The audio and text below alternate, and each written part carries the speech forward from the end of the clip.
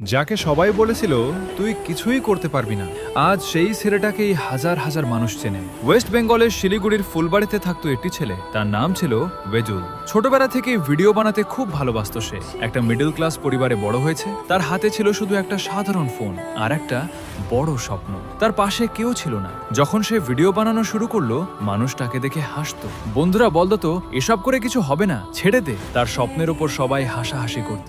এই কথাগুলোই তাকে ভাঙেনি, বরং আরো শক্ত করে দিয়েছিল।